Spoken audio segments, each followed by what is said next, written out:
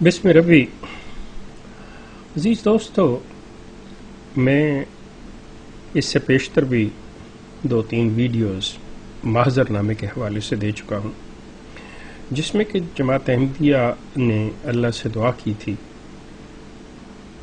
اور مرزا صاحب کا بھی ساری عمر یہ بات رہی ہے کہ میں سچا ہوں، خدا میرے ساتھ ہے اور ہماری دعا قبول کرتا ہے۔ ایک جگہ پہ مجھے اسی حوالے سے مرزا صاحب کے جماعت جو اب 74 میں قومی اسمبلی میں پیش ہوئی ہے، تو انہوں نے یہ جو دعا کی اس کے حوالے سے مرزا صاحب کا ایک مجھے تحریر مرزا صاحب کی جو ازالہ اوہام کے حصہ 2 اور صفحہ نمبر 478 اور 79 جو روحانی خزائن کی والیوم جلد 3 ہے، اس پہ ایک مرزا صاحب کی تحریر ہے، میں وہ پڑھ دیتا ہوں، اس کے بعد ہم اگلی بات کریں گے۔ مرزا صاحب اس میں کہتے ہیں کہ چونکہ میں حق پر ہوں اور دیکھتا ہوں کہ خدا میرے ساتھ ہے جس نے مجھے بھیجا ہے، اس لیے میں بڑے اطمینان اور یقین کامل سے کہتا ہوں کہ اگر میری ساری قوم، کیا پنجاب کے رہنے والے،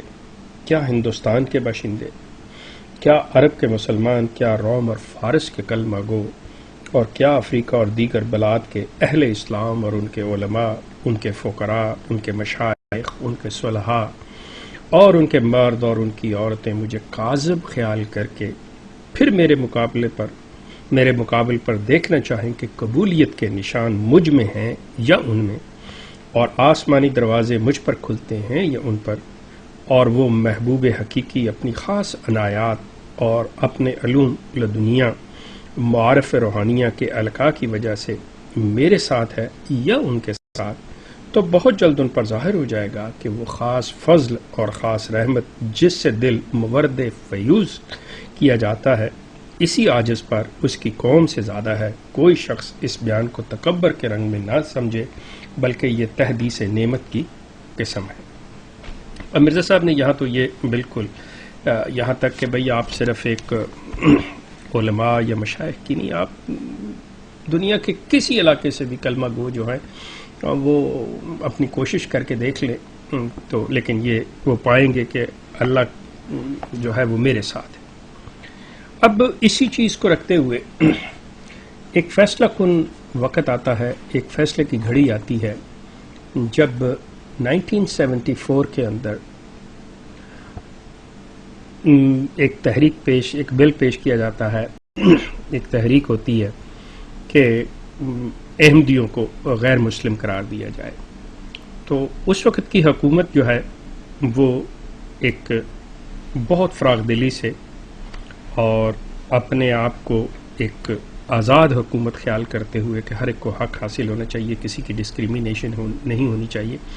وہ جماعت احمدیہ کو بھی دعوت دیتے ہیں کہ آپ آ کر اسمبلی کے اندر ارکان اسمبلی کے سامنے اپنا معاملہ پیش کر سکتے ہیں اگر آپ چاہیں تو جماعت بڑے تم تراک کے ساتھ، جس میں اس وقت کے جو جماعت کے سربراہ تھے مرزا ناصر احمد صاحب اور ان کے چھوٹے بھائی مرزا طاہر احمد جو بعد میں جماعت کے چوتھے خلیفہ ہوئے،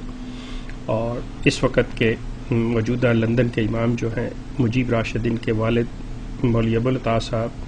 اور ہمارے فیصل آباد کے امیر جماعت شیخ محمد احمد صاحب مظہر،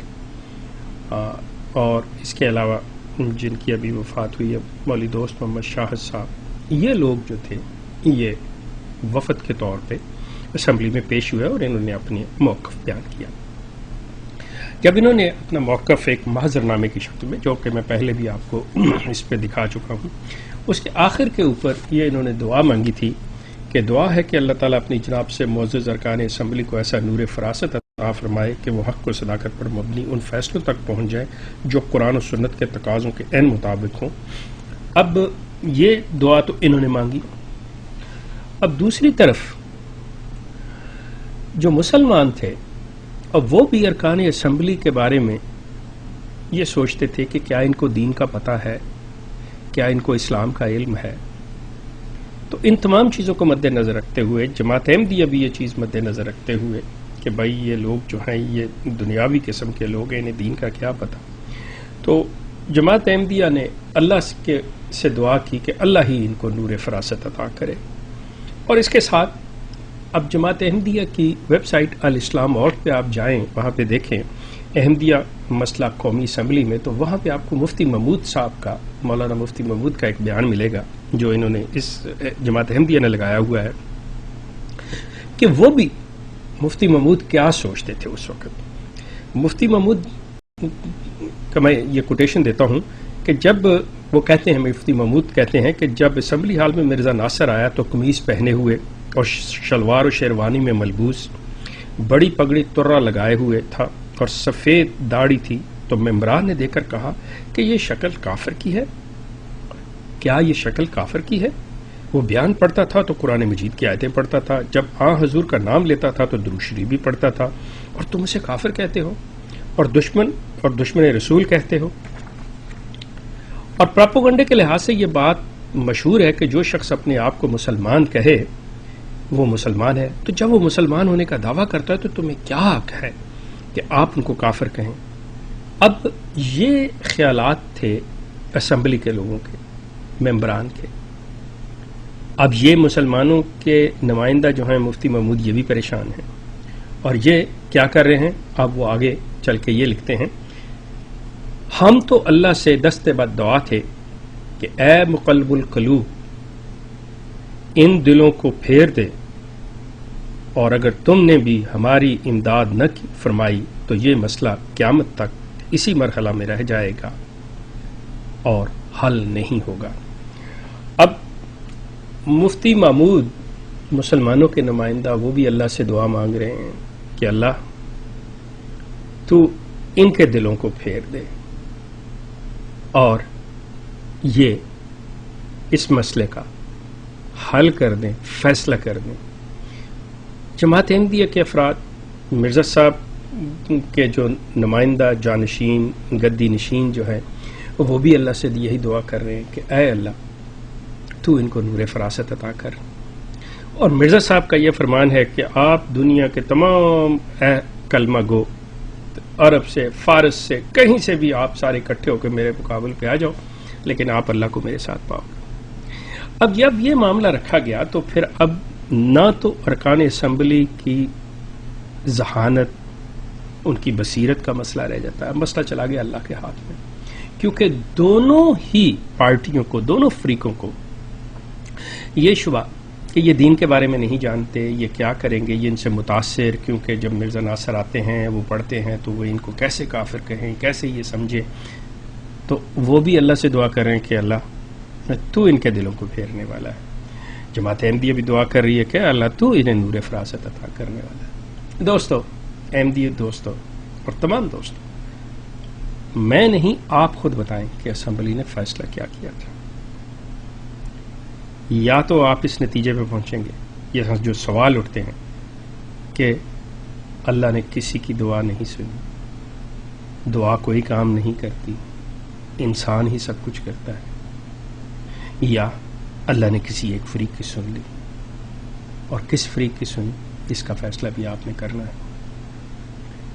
یا یہ کہ کیا دعاؤں سے معاملے حل ہوتے ہیں؟ اگر حل ہوتے ہیں تو یہ معاملہ جو اگر دعا سے حل ہوا ہے،